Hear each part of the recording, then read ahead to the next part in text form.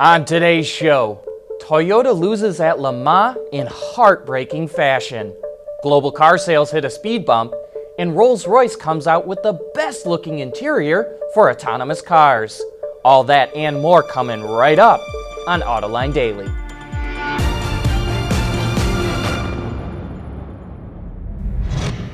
This is Autoline Daily for June 20th of 2016. The 24 hours of Le Mans produced a stunning upset, a gut-wrenching failure, and a historic comeback. If the race was 23 hours and 55 minutes long, it would have been won by one of Toyota's LMP1 cars. But in a cruel twist of fate, Toyota's lead car crawled to a halt with only minutes to go, allowing Porsche to flash past and take the overall win for the 18th time. In the GTE Pro category, Ford pulled off a storybook ending, taking the first, third, and fourth positions. A Ferrari 488 took the second. The Corvette racing team finished far behind in 7th and 10th place in class. They never had a chance, nor did the Aston Martin team.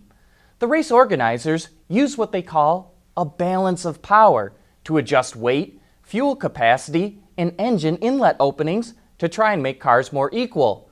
But the Ford GTs and the Ferrari 488s were given a significant speed advantage, and so we had a historic reenactment of Ford battling Ferrari at Le Mans. Later this week, the UK will vote on whether or not to withdraw from the European Union. Automakers and suppliers are unanimously opposed to the Brexit, and now Toyota is sounding another alarm. It sent a letter to employees warning that a Brexit could lead to Europe slapping tariffs on cars built in the UK.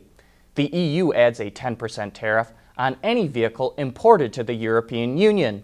Toyota says it would have to cut costs or boost prices, which would hurt sales. Toyota exports 90% of the vehicles it makes in Britain, and 3/4 of those are sold in the EU. Speaking of selling cars, analysts believe that global car sales are headed for a record 91 million vehicles this year, but those sales hit a speed bump in May. Merrill Lynch reports the global SAAR fell nearly 2% to 90.9 million vehicles. Sales fell in India, Japan, Russia, and Brazil. And in North America, Wards reports that production fell 1.5% in May. The biggest drop came in Mexico, which was down 3.6% in May and is down for the full year. Mexico is heavily invested in passenger car production, and car sales are falling. Production in the U.S. fell 3% in May, but is up for the full year. That could actually be a good sign that automakers are maintaining discipline and not letting inventory levels get out of hand. And Canada was up last month and is up 14% for the year. But Canada's relatively small manufacturing footprint was not enough to offset the others. Coming up next, the best-looking interior for an autonomous car that we've seen so far. Autoline Daily is brought to you by Bridgestone Tires, your journey, our passion. Dow Automotive Systems, advanced materials that deliver better results. And by Lear, a global leader in automotive seating and electrical systems. Toyota just put together one of the best artificial intelligence teams in the world, and it's investing $1 billion to develop AI for cars, businesses, and homes. And we should start to see the fruits of that soon. Gil Pratt, the CEO of Toyota Research Institute, says they've set a target of developing driver assistance systems with artificial intelligence within the next 5 years. The goal is to come out with cars that can anticipate and take evasive action to avoid an accident. Toyota isn't too keen on autonomous cars, at least not yet, and believes driver assistance technology with AI is a better way to go. Speaking of autonomous cars, last week we showed you this wild-looking concept from Rolls-Royce, which was created to celebrate the 100th anniversary of the BMW Group. While it will obviously never go into production, we are intrigued and impressed by its interior. We think this is the best vision of an autonomous car we've seen so far. No steering wheel, no pedals, no gauge cluster, or anything to do with driving. Instead, you get a comfortable lounge seat with a large viewing screen. Rolls seems to be the first of the traditional automakers to truly start thinking outside of the box. Coming up next, what journalists have to say about Tesla attacking a journalist. Lear Connexus is the new application suite in vehicle connectivity designed to deliver over-the-air software updates and more from Lear Corporation's E-Systems, leaders in power and data management. Earlier this month, Tesla was caught up in controversy after the Daily Kanban.com reported the company agreed to pay for fixing an owner's car on the condition he kept it confidential, suggesting Tesla didn't want the problem reported to NHTSA.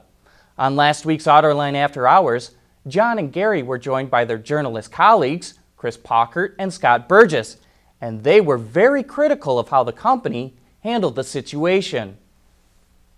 At the very least, it's suspect. And NHTSA basically came out and said, we find this agreement troublesome. So Tesla has had to revisit the language and make it a little bit more explicitly clear, like that, yes, if you have a defect, you can still report this to the government.